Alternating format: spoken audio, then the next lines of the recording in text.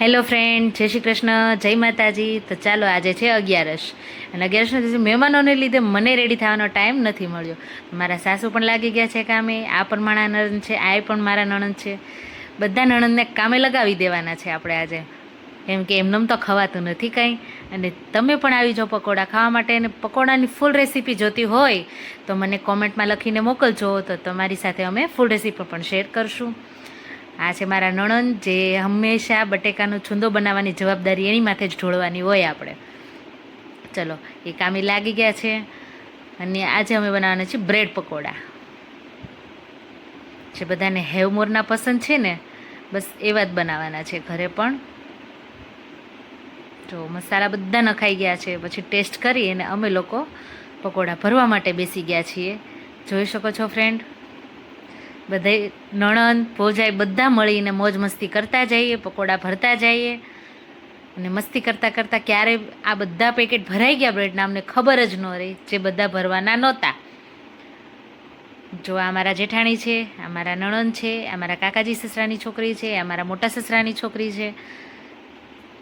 બધા મળીને બેસી ગયા છીએ અને ગપશપ કરવાની, મોજ મસ્તી કરવાની આવા સમયમાં જ મજા આવે.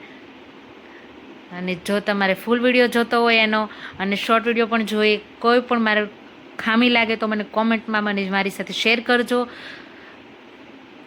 જો પકોડા બની ગયા છે, તો ચાલો ગરમા ગરમ પકોડા ખાવા માટે. એની સાથે આંબલીની ચટણી અને બ્રેડ પકોડા.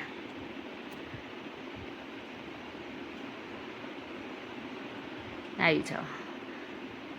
અમને કોકને સોફ્ટ ભાવે છે, કોકને ક્રિસ્પી ભાવે, તો મને ભાવે ક્રિસ્પી, મારા સાસુને ભાવે સોફ્ટ.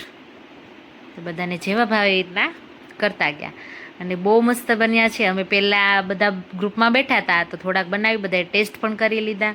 અને મને એકદમ ગરમ ગરમ વધારે ખાવાનો શોખ થાય, એટલે મેં ગરમ લીધા. મારા જેઠાણીને ઠરીને ભાવે તો એ ઠારીને ખાધા.